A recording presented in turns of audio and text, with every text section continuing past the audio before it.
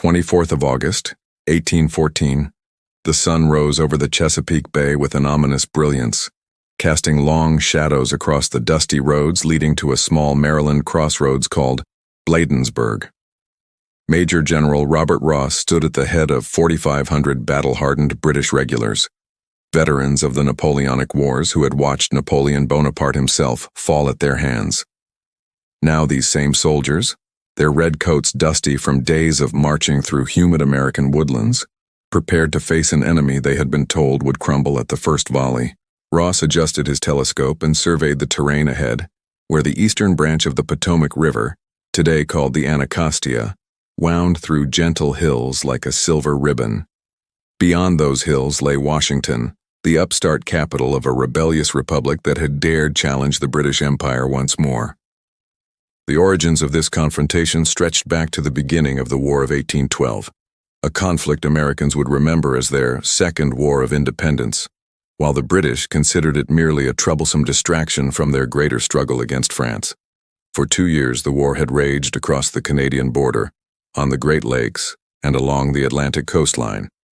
British ships had blockaded American ports, strangling commerce and filling the United States Treasury with debt rather than revenue. President James Madison, a diminutive scholar better suited to libraries than battlefields, had watched his military campaigns fail one after another.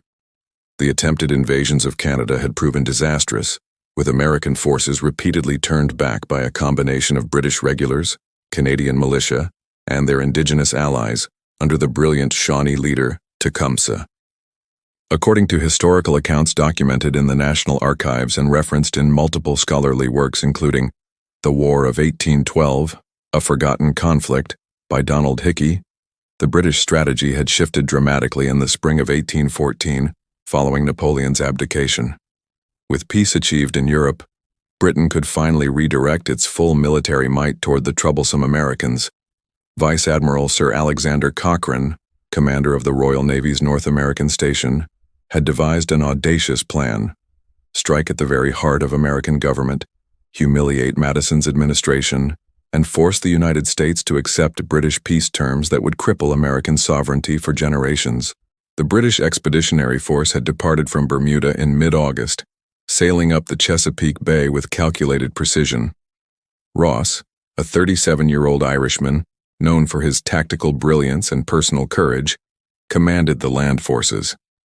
His soldiers had disembarked at Benedict, Maryland on the 19th of August, beginning their march toward Washington with the confidence of men who had conquered half of Europe.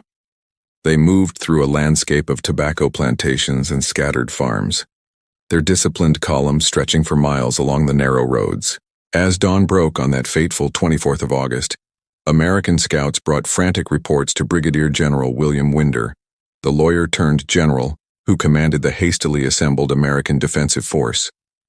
Winder, a political appointee whose military experience consisted primarily of being captured during a failed Canadian expedition, now faced the most critical moment of his undistinguished military career. He had approximately 6,000 men under his command, a mixture of regulars, militia, and volunteers, but their positions were scattered and poorly coordinated. Some units had arrived only hours before, exhausted from forced marches and lacking proper ammunition supplies. The stage was set for a battle that would determine whether the young American Republic would survive with its dignity intact or suffer a humiliation that would echo through the ages. The American defensive line at Bladensburg presented a picture of confusion that would have alarmed any competent military observer. Secretary of State James Monroe, who had no military authority but apparently unlimited confidence, had spent the early morning hours riding along the positions and personally rearranging troops according to his own strategic vision.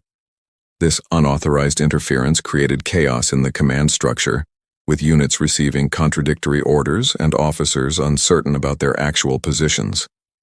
President Madison himself had ridden out from Washington to observe the preparations, accompanied by most of his cabinet, an unprecedented situation where the entire executive branch of government positioned itself within range of enemy artillery.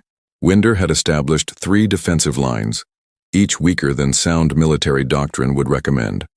The first line, positioned on the western bank of the eastern branch, consisted of approximately 2,300 men under Brigadier General Tobias Stansbury. These Maryland militia occupied a hill overlooking the bridge that British forces would need to cross.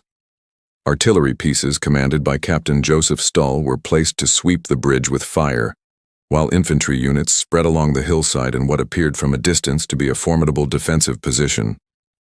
However, closer inspection revealed critical weaknesses. The flanks were poorly protected, gaps existed between units, and many militiamen had never fired their muskets in anger. Behind this first line, separated by nearly half a mile of open ground, stood the second defensive position commanded by Colonel William Beale. This Maryland regiment occupied an orchard on a slight rise, theoretically positioned to support Stansbury's line or serve as a rallying point if the first position collapsed. In practice, the distance between the two lines meant neither could effectively support the other. The third line, even farther back, consisted of regulars and District of Columbia militia positioned near the road to Washington. This fragmentary arrangement violated basic military principles of mutual support and concentrated firepower. The American forces also suffered from severe deficiencies in leadership and equipment. Many militia units had marched through the night, arriving at Bladensburg exhausted and hungry. Ammunition distribution had been haphazard, with some units possessing full cartridge boxes, while others had barely enough for a sustained engagement.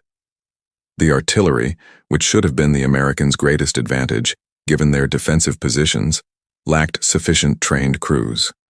Many gunners were hastily trained militia volunteers who understood the theory of gunnery, but had little practical experience. Commodore Joshua Barney provided the one element of professional competence in the American deployment. This veteran naval officer, whose flotilla of gunboats had been trapped and scuttled in the Patuxent River to prevent British capture, had marched his 400 sailors and Marines overland to join the defense of Washington. Barney's men brought 5 naval guns, including heavy 24-pounders that could devastate infantry formations. The Commodore, a grizzled warrior who had fought in the Revolutionary War and against French privateers, positioned his force near the 3rd defensive line, where the road from Bladensburg entered Washington. His sailors, trained in the brutal discipline of naval warfare, represented the only truly professional fighting force in the American Army that day. As the morning progressed, temperatures climbed into the 90s, creating a stifling humidity that sapped energy and shortened tempers. Militiamen, many wearing wool uniforms despite the heat, sought shade wherever possible. Officers moved among the ranks attempting to maintain order and confidence, but rumors spread quickly through the lines. Some men whispered that the British force numbered 15,000 veterans, an exaggeration that nevertheless affected morale. Others noted the presence of the president and his cabinet, interpreting this either as a sign of confidence or as evidence that the situation was more desperate than official pronouncements suggested. Around noon, American scouts reported that British advance elements had been spotted approaching Bladensburg. Winder, his face drawn with stress and indecision, issued orders for his men to prepare for action. Across the 3 defensive lines, American soldiers checked their flints, adjusted their cartridge boxes, and tried to ignore the churning fear in their stomachs. Many of these men were farmers and shopkeepers, citizens who had answered their country's call, but who now faced professional soldiers renowned throughout Europe for their discipline and ferocity. The American Revolution was within living memory. Some officers had fought in that conflict, but that war's victories seemed distant and uncertain comfort against the approaching red tide. Shortly after noon on that sweltering August day, the British column emerged from the tree line east of Bladensburg, and the Americans got their first clear view of the force that had come to humble their nation. The sight was both magnificent and terrifying. The British advanced in perfect formation, their columns moving with the mechanical precision that marked Europe's finest armies.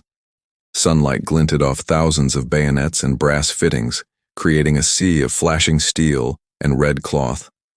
Regimental colors fluttered above the formation, displaying battle honors earned from Spain to France. The steady beat of drums provided cadence for the march, a sound that carried clearly across the valley and sent shivers through the waiting American militiamen. General Ross rode near the front of his column, accompanied by Rear Admiral Sir George Cockburn, whose naval forces had been terrorizing the Chesapeake Bay for months. Cockburn, whose name Americans pronounced as a deliberate insult due to his ruthless tactics, had personally advocated for this strike against Washington. The admiral sat his horse with the casual confidence of a man who had burned dozens of American towns and villages along the coast. Together, Ross and Cockburn made a formidable team. One a professional soldier of the highest caliber, the other a naval officer with an aggressive temperament and personal vendetta against American resistance.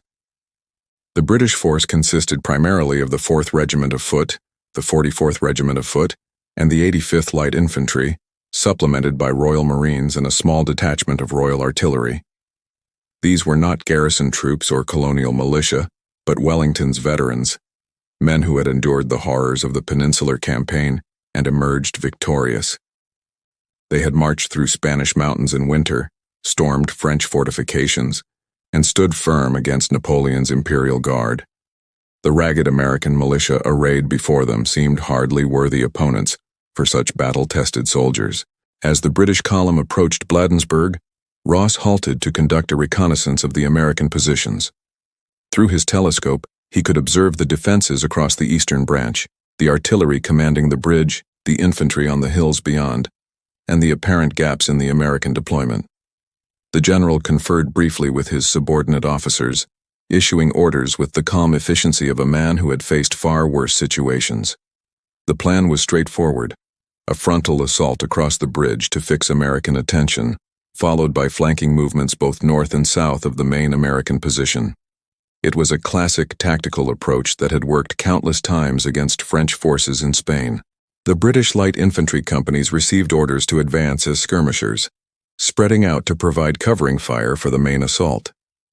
These troops, specially trained for independent action, moved forward quickly, using every bit of cover as they approached the bridge.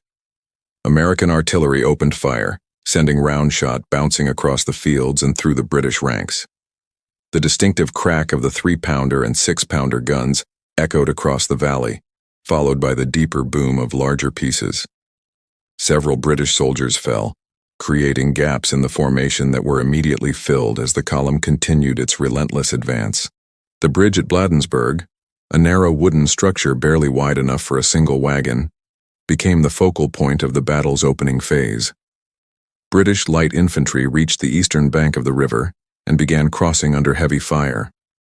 American musketry joined the artillery barrage, creating a storm of lead that tore through the attackers.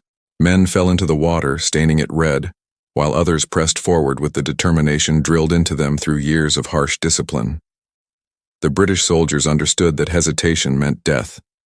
Their only hope lay in closing with the enemy as quickly as possible, getting beyond the killing zone where American artillery held absolute advantage. Behind the light infantry, Ross ordered his main formations to prepare for the assault.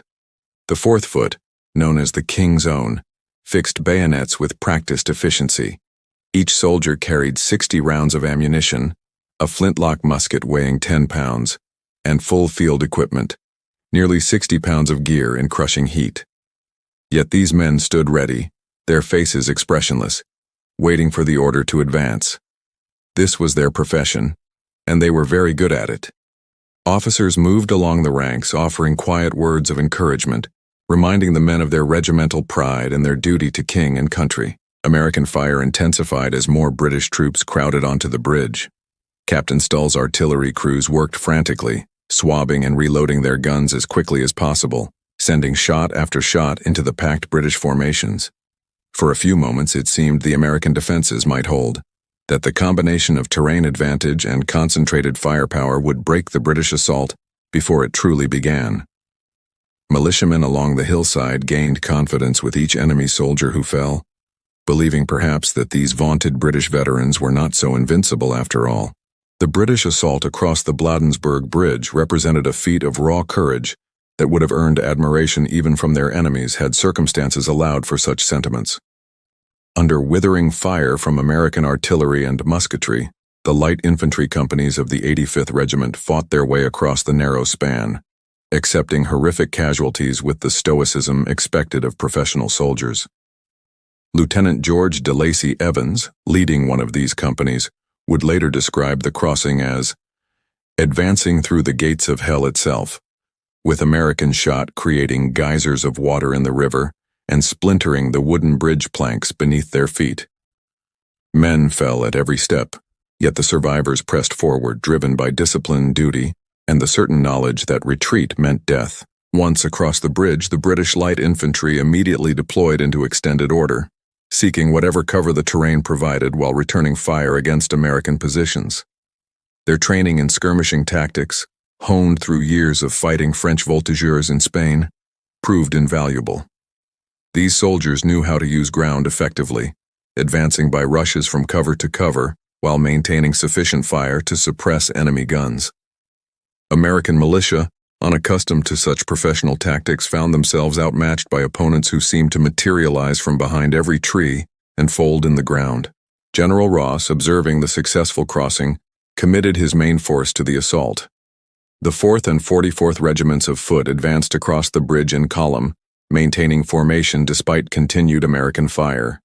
The sound of British volleys now joined the cacophony, the distinctive crack of Brown Bess muskets firing in organized sequence, creating a rolling thunder that announced the Empire's might. British rockets, the terrifying Congreve rockets that traced arcs of flame and smoke across the sky, began falling among American positions. These weapons, while militarily ineffective, had profound psychological impact. The rockets' screaming flight and unpredictable trajectory unnerved inexperienced troops already struggling to maintain composure under fire.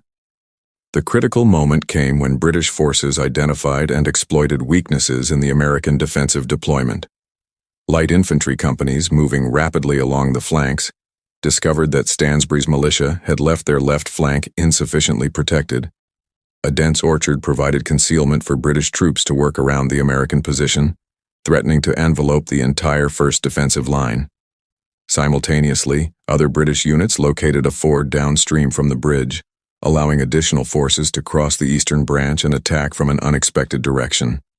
The American defensive plan, already compromised by poor coordination and hasty deployment, began to unravel. Captain Stull's artillery continued firing with desperate intensity, the gunners working through the heat and smoke with admirable determination.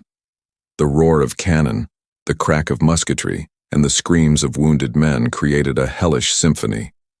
Casualties mounted on both sides, with British soldiers paying a heavy price for their frontal assault.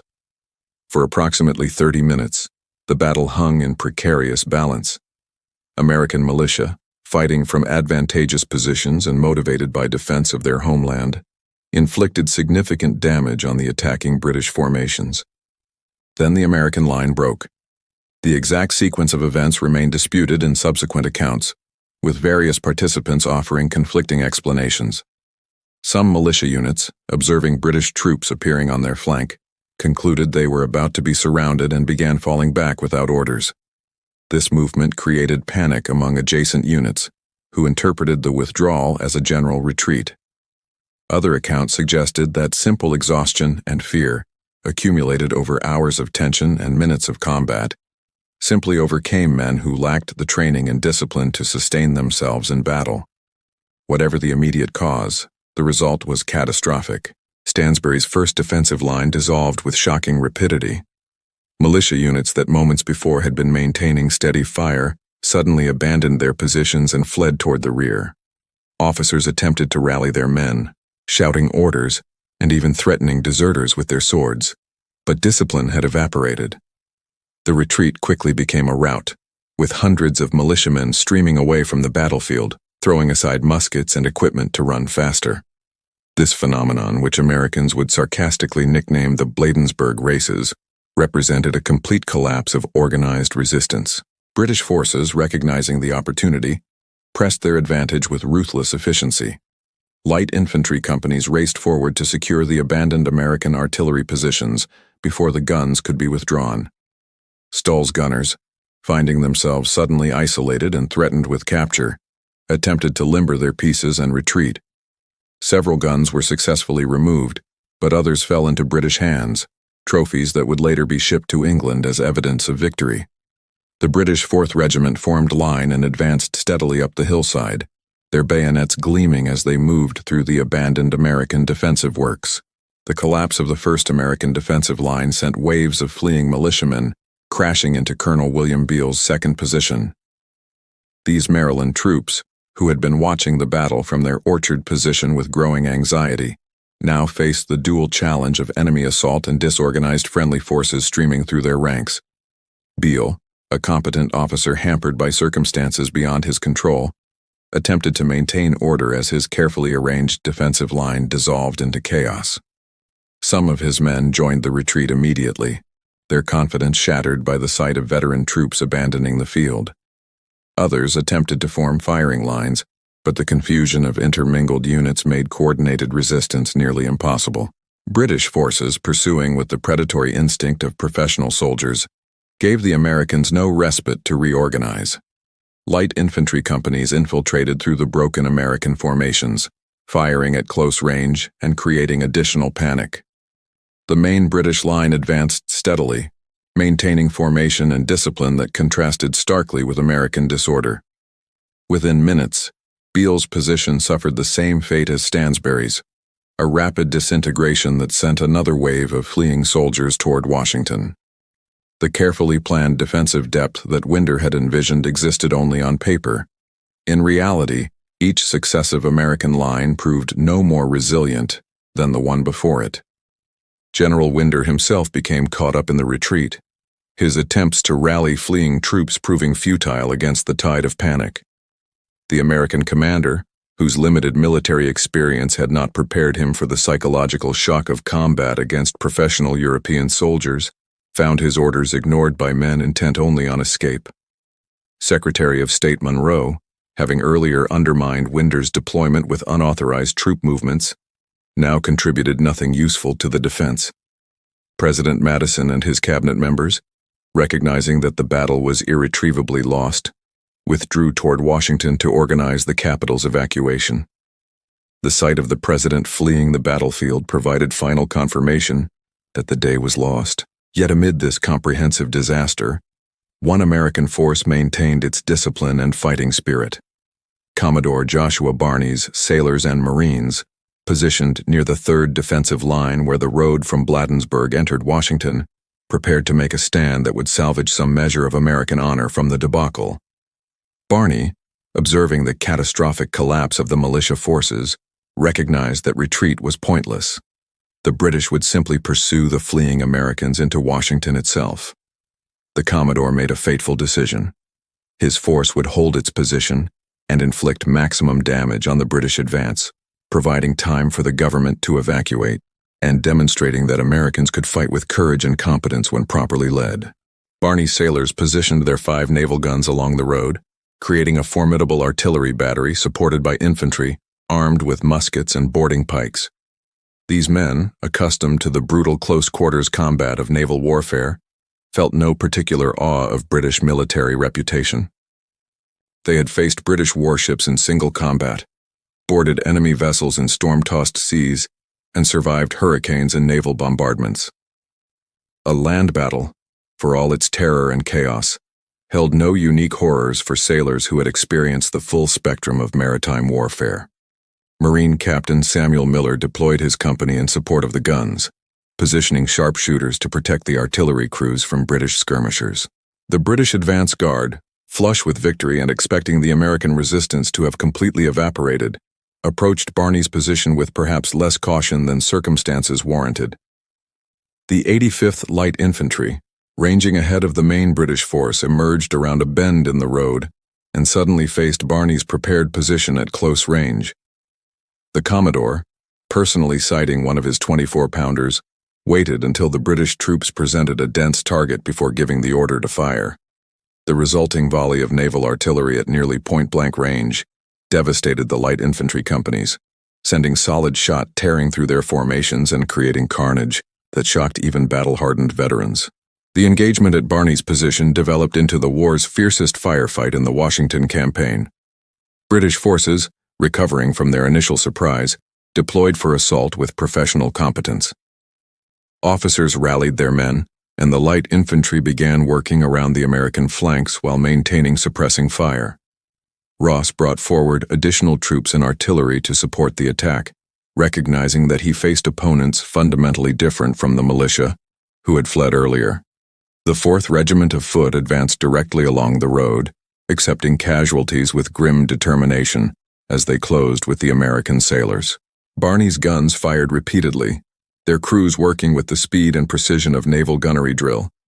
Canister shot, tin cans filled with musket balls that transformed cannon into giant shotguns, tore through British formations at close range, each discharge creating gaps in the attacking lines. American infantry delivered controlled volleys, maintaining a rate of fire that kept British troops at distance. For approximately 25 minutes, this small American force held against the full weight of the British assault, inflicting casualties far disproportionate to their numbers. British officers would later acknowledge that Barney's resistance exceeded anything they had encountered from American forces throughout the campaign. The inevitable end came not from frontal assault but from tactical envelopment. British troops working patiently around both American flanks eventually positioned themselves to fire into Barney's position from multiple directions. The Commodore, struck by a musket ball that lodged in his thigh, collapsed beside one of his guns. His second-in-command fell wounded moments later. With their leadership incapacitated, ammunition running low, and British forces closing from 3 sides, the remaining American sailors and Marines finally broke and retreated. They had held far longer than anyone had right to expect, but flesh and blood could accomplish only so much against overwhelming numbers and professional military skill. The battlefield at Bladensburg presented a scene of devastation as the gunfire gradually subsided and smoke drifted away on the humid afternoon breeze. British soldiers, their red coats stained with sweat, dirt, and blood, moved among the casualties, providing water to wounded comrades and processing the American prisoners who had been too injured or exhausted to continue the retreat. The cost of victory had proven higher than General Ross anticipated. British casualties totaled approximately 64 killed and 185 wounded, significant losses for a force of 4,500 men. The 4th Regiment of Foot had suffered particularly heavy casualties during their frontal assault across the bridge and up the defended hillside. The 85th Light Infantry, bloodied during their encounter with Barney's sailors, counted numerous dead and wounded among their ranks. Among the wounded British soldiers was a young ensign who would later describe the battle in letters home, writing that the American militia fled like sheep before wolves, but those sailors fought like very demons, serving their guns with a skill and courage that would have honored the Royal Navy itself. Such acknowledgments of American competence, while rare in British accounts, reflected genuine respect for the resistance Barney's force had provided. The Commodore himself lay wounded near his abandoned guns, unable to escape when his position finally collapsed. British soldiers found him still conscious and defiant, refusing to surrender his sword until Ross personally assured him he would receive proper medical treatment and the honors due a brave enemy. The encounter between Ross and the wounded Barney became one of the battle's most memorable moments, later recorded in numerous accounts. Ross, a gentleman warrior of the old school, treated the American Commodore with genuine respect and courtesy. According to contemporary accounts preserved in various historical sources, Ross arranged for his personal surgeon to treat Barney's wound and allowed the American officer to keep his sword, recognizing the extraordinary courage his small force had demonstrated. This chivalrous gesture stood in stark contrast to the destruction that would soon be unleashed upon Washington and reflected the complex code of honor that still governed warfare among professional officers of this era. American casualties were difficult to calculate with precision due to the chaotic nature of the retreat. Approximately 26 Americans were killed in action, and around 51 were wounded, surprisingly light losses considering the extent of the defeat. The explanation lay in the rapidity of the American collapse. Most militia units had fled before suffering significant casualties, and British pursuit had been tempered by exhaustion in the oppressive heat. Hundreds of American muskets littered the battlefield, discarded by fleeing soldiers who had thrown away their weapons to run faster. Several artillery pieces had fallen into British hands, including some of Barney's naval guns that had proven so deadly. These captured cannon would eventually be shipped to England as war trophies, displayed in public as evidence of British military superiority. As British troops rested and reorganized, Ross consulted with Admiral Cockburn regarding the next phase of their operation. Washington lay approximately 6 miles ahead, its fate now sealed by the comprehensive American defeat at Bladensburg. British scouts reported that the road to the capital appeared clear of organized resistance, with only scattered groups of fleeing militiamen visible in the distance.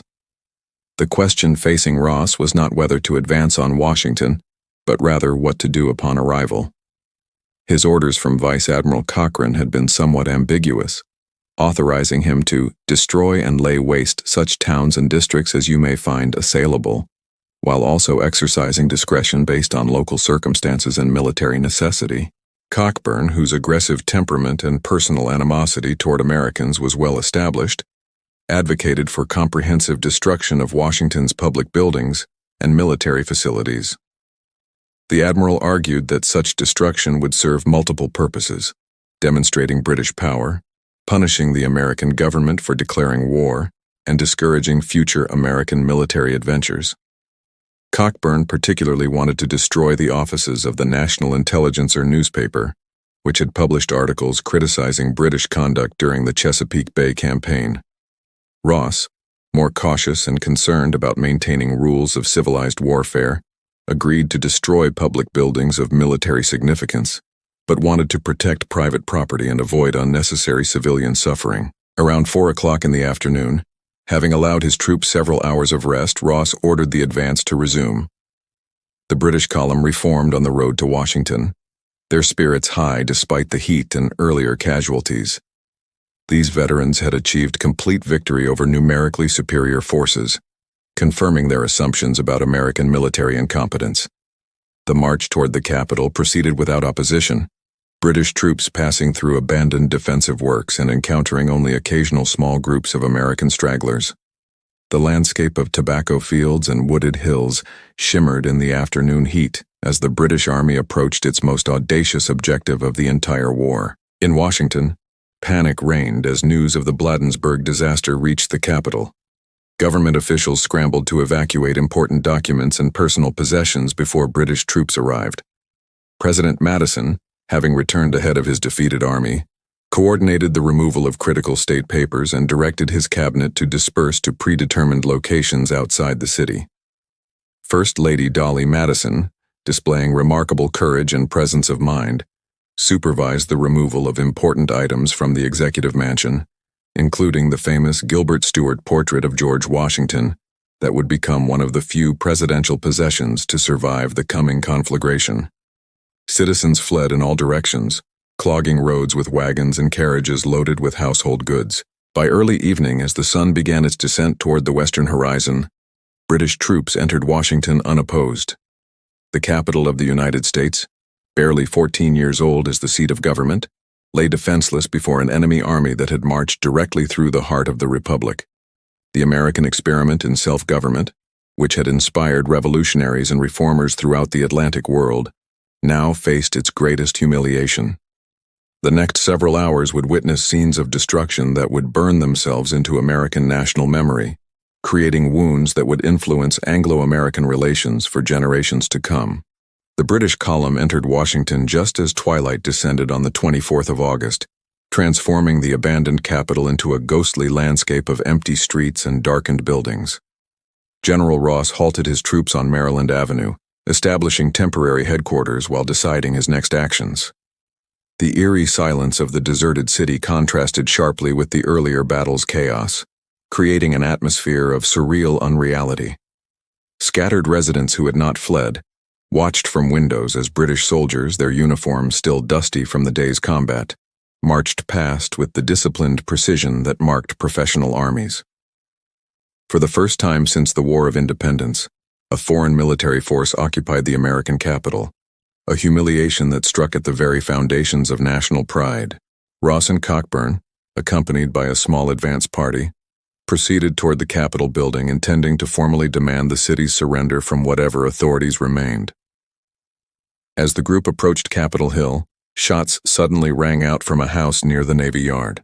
Several British soldiers fell wounded, including Ross's horse, which collapsed beneath him.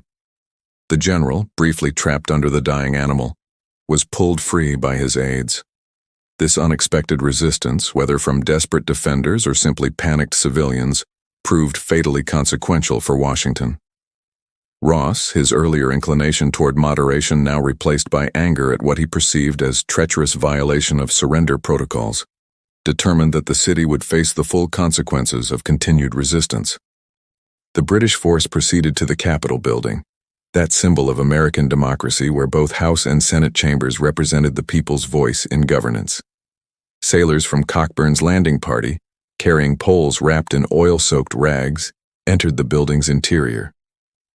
The Admiral himself reportedly sat briefly in the Speaker's chair in the House chamber, mockingly calling for a vote on whether Washington should be burned. "All in favor of burning this den of Yankee democracy, say aye," he allegedly proclaimed, to the laughter of his men. Whether this account was literally accurate or embellished in subsequent retellings, it captured the contemptuous attitude British forces held toward American political institutions. The Capitol, its still unfinished dome open to the evening sky, soon blazed with flames that illuminated the darkening city. British soldiers piled furniture, books from the Congressional Library, and wooden fixtures into great heaps, then ignited them with their torches. The fire spread quickly through the building's interior, fed by years of accumulated documents, wooden furniture, and the structure's own timbers. The Supreme Court chamber, located in the Capitol's north wing, shared the same fate. Flames roared through both legislative chambers, consuming the physical spaces where American democracy had been practiced for 14 years. The intense heat cracked stone walls and brought portions of the building crashing down in showers of sparks and smoke. From Capitol Hill, Ross directed his forces toward the other public buildings that constituted legitimate military targets according to the conventions of warfare in 1814. The Treasury Building, containing the financial records of the American government, received attention next. British troops systematically destroyed documents and set fires that consumed the structure. The State Department building, housing diplomatic correspondence and records, similarly went up in flames. The War Department offices, whose records might have provided valuable intelligence about American military dispositions and plans, were thoroughly destroyed. These actions, while brutal, fell within the accepted practices of warfare between nation-states, targeting government facilities while theoretically sparing private property. The Executive Mansion, today known as the White House, stood as the most symbolically significant target. British troops arrived at the President's house around 8 o'clock in the evening, finding it abandoned but still prepared for occupancy. Famously, according to accounts documented by contemporary witnesses, dinner had been laid out in the state dining room, apparently for 40 guests who would never arrive. Some British officers sat down and consumed the meal before burning the building, an act that combined practical opportunism with symbolic mockery of the absent American leadership. Admiral Cockburn allegedly took personal mementos from President Madison's residence, including items belonging to Dolly Madison as trophies of the conquest. The systematic destruction of the Executive Mansion proceeded with the same thoroughness applied to the Capitol. British sailors moved through the building's rooms, piling combustible materials and igniting them with their torches. The intense flames that resulted consumed the interior completely, with heat so fierce that it cracked the exterior sandstone walls. The distinctive white paint that gave the building its eventual name would be applied after reconstruction specifically to cover the smoke damage that this night's fires inflicted. The sight of the President's house burning became an enduring image of national humiliation, one that Americans would neither forget nor forgive for generations. Throughout the night, other public buildings met similar fates. The Treasury Building complex burned completely. The office of the National Intelligencer newspaper, particularly targeted by Admiral Cockburn due to its criticism of British conduct, was thoroughly destroyed, with British troops reportedly ordered to make sure that all the C's are destroyed, in reference to type that could print Cockburn's name. The Washington Arsenal, containing military supplies and ammunition, was blown up, creating explosions that echoed across the region and sent flames shooting hundreds of feet into the night sky. The Navy Yard, already partially destroyed by American forces attempting to prevent British capture of military supplies, received additional attention to ensure complete destruction. Private property generally remained unmolested, adhering to Ross's orders that civilian homes and businesses should not be targeted. This restraint, while honorable according to military conventions of the era, provided cold comfort to Washington's residents who watched their capital city burn. The orange glow of flames reflected off the Potomac River, visible for miles in every direction, announcing to the world that the United States Capitol had fallen to enemy forces. For Americans, the night of August 24, 1814, would live in memory as a moment of profound national shame, while for the British, it represented the zenith of their military campaign against the upstart republic that had dared challenge imperial authority. The morning of August 25, 1814, dawned over a smoldering Washington with an ominous atmospheric pressure that seemed to mirror the city's devastated condition. British troops, having spent the night completing their destruction of public buildings, now occupied a capital transformed into a landscape of smoking ruins and charred frameworks.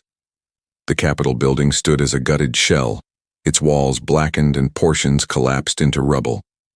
The executive mansion remained structurally intact, but completely burned out inside, its famous sandstone walls cracked and stained by the intense heat. Across the city, columns of smoke rose from a dozen locations where military and government facilities had been systematically destroyed. General Ross, surveying the results of his troops' work in the early morning light, faced critical decisions about his force's next actions. His army, though victorious, was deep in enemy territory, with supply lines stretched dangerously thin. The intense heat and exertion of the previous day's battle and subsequent operations had exhausted his men. Water supplies were running low, and medical facilities struggled to care for the wounded from Bladensburg.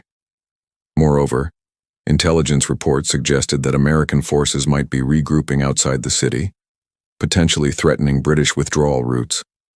The general understood that his advantageous position was temporary, and that remaining in Washington too long would transform victory into potential disaster. Admiral Cockburn advocated for additional destruction, particularly wanting to target Georgetown and Alexandria, both commercial centers that contributed to American economic power. The admiral's aggressive instincts, which had served British interests well during coastal raids throughout the Chesapeake Bay campaign, now clashed with Ross's more cautious assessment of military realities. The debate between these two commanders reflected fundamentally different philosophies of warfare. Cockburn viewed the campaign as an opportunity for comprehensive punishment of American resistance, while Ross maintained focus on achievable military objectives that wouldn't overextend British forces or unnecessarily antagonize the civilian population. Around 2 o'clock in the afternoon, nature intervened in the debate with spectacular and terrifying force. Dark clouds that had been gathering throughout the morning suddenly unleashed what witnesses described as one of the most violent storms in living memory. A massive thunderstorm, possibly including tornadic activity according to meteorological analysis of contemporary accounts, swept through Washington with apocalyptic fury.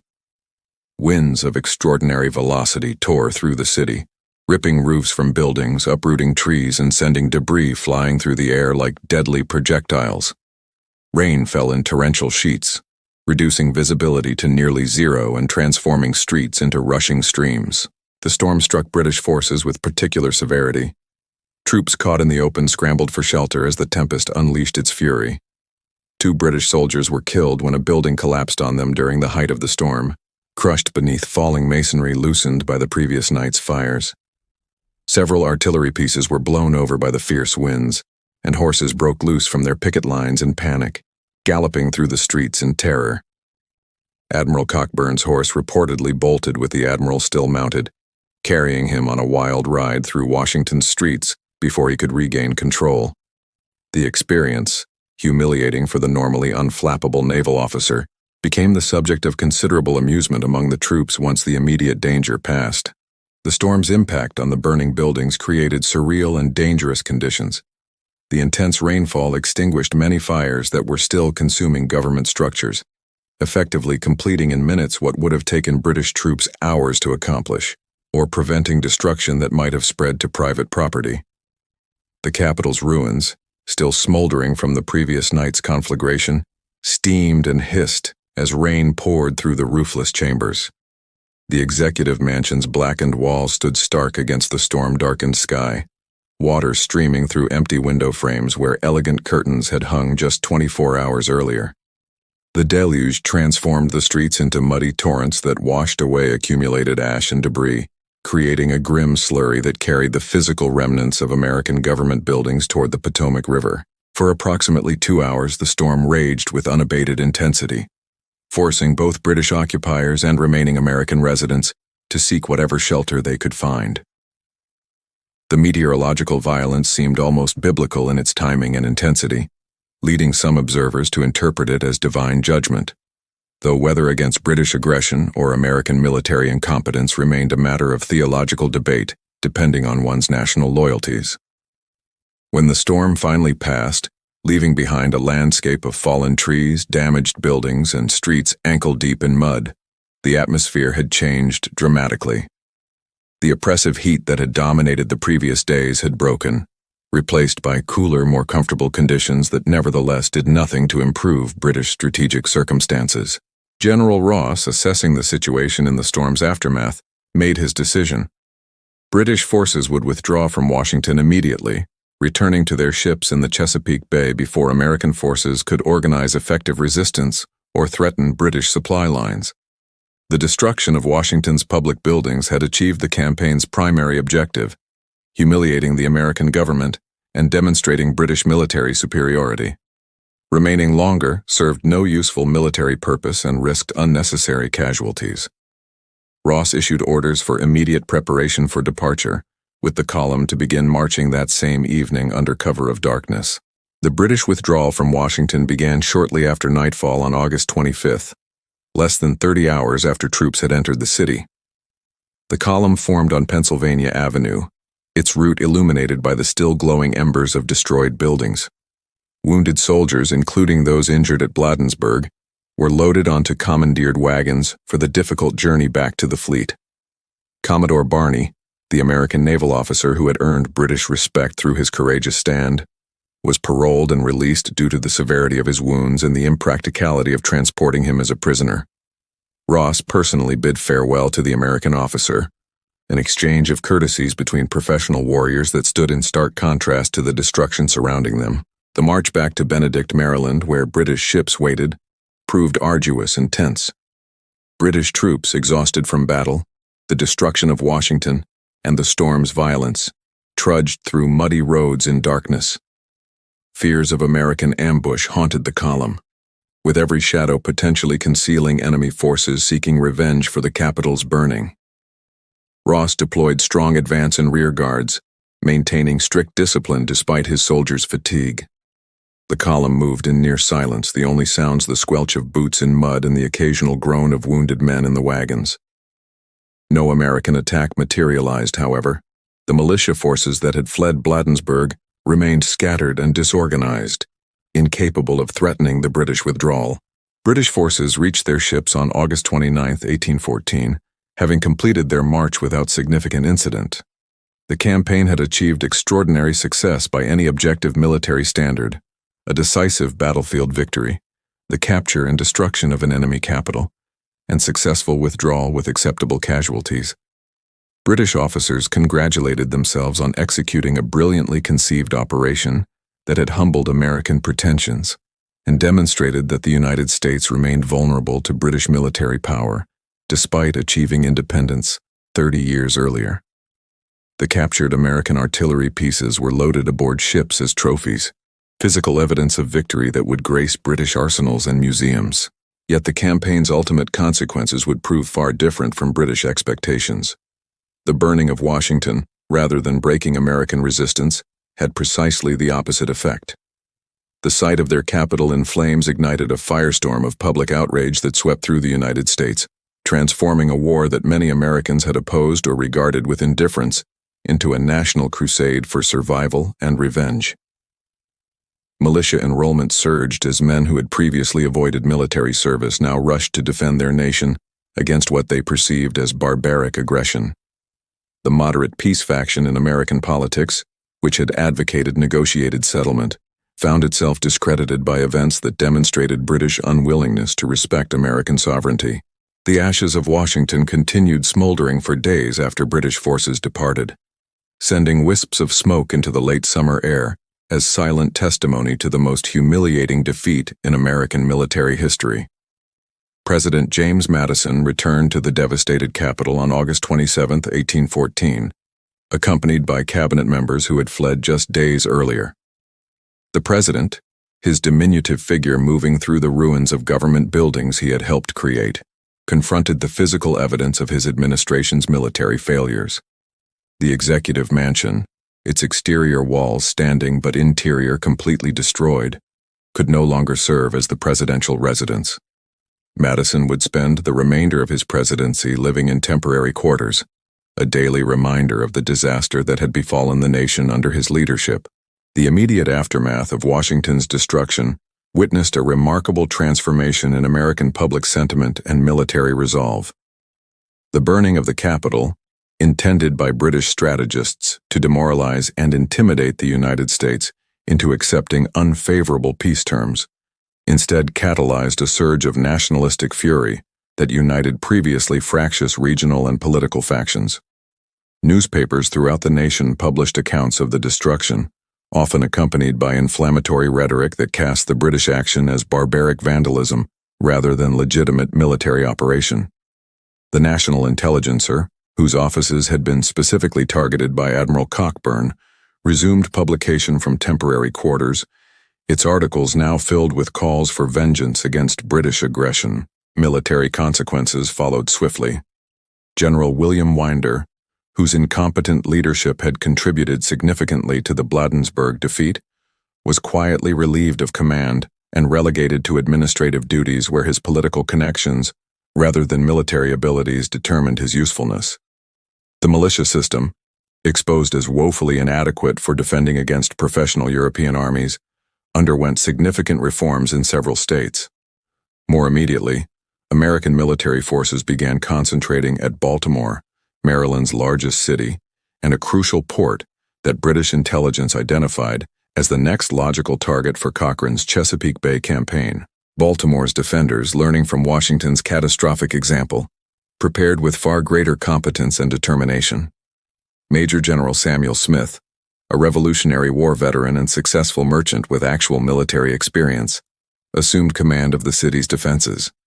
Smith, unlike Winder, understood both military principles and the psychology of militia forces.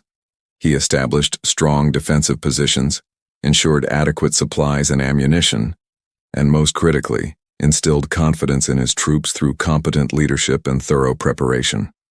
Fort McHenry, the star-shaped fortification guarding Baltimore's harbor entrance, received particular attention, its garrison reinforced and its magazines stocked with powder and shot for sustained combat. The British fleet, carrying Ross's troops and additional reinforcements, arrived off Baltimore in mid-September 1814, expecting to repeat their Washington triumph. Instead, they encountered determined resistance that would produce dramatically different results.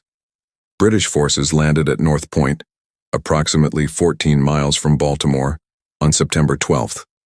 As they advanced toward the city, they met American militia forces who, unlike their counterparts at Bladensburg, stood and fought with unexpected tenacity. During this engagement, General Robert Ross, the competent and chivalrous commander who had led British forces to victory at Bladensburg, fell mortally wounded by American sharpshooters. His death, a devastating blow to British morale and operational effectiveness, transformed the entire campaign's dynamic.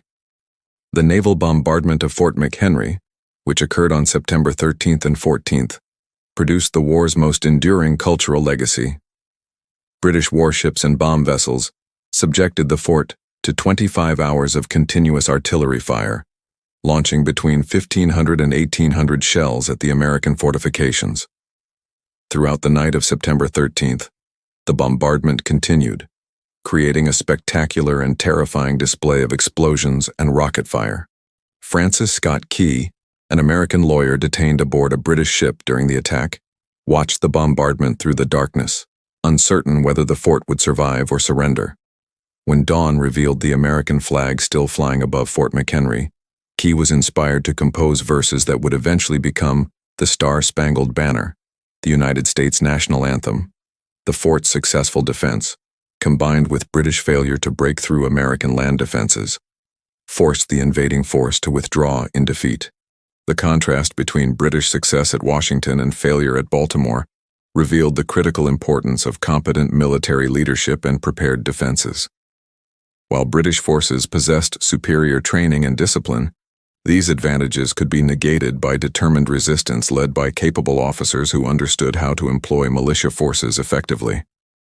Baltimore's successful defense restored American confidence and demonstrated that the United States could successfully resist British military power when proper preparations were made. The broader War of 1812 concluded with the Treaty of Ghent, signed on December 24, 1814, which essentially restored pre-war boundaries and relationships without addressing the maritime rights issues that had triggered the conflict. Neither side achieved their war aims, making the entire conflict appear futile in retrospect. However, the psychological impact of Washington's burning and Baltimore's successful defense profoundly influenced American national identity. The humiliation of seeing their capital destroyed strengthened American resolve to develop military capabilities that could defend national sovereignty. The successful resistance at Baltimore demonstrated that Americans could stand against the world's premier military power when properly led and motivated. The physical reconstruction of Washington proceeded slowly over subsequent years, with limited federal funds available for rebuilding. The Capitol building required extensive reconstruction, with work continuing until 1826, before both chambers could be fully reoccupied. The Executive Mansion's reconstruction included the application of white paint to its exterior walls to cover smoke damage from the 1814 fire, eventually leading to its popular name, the White House.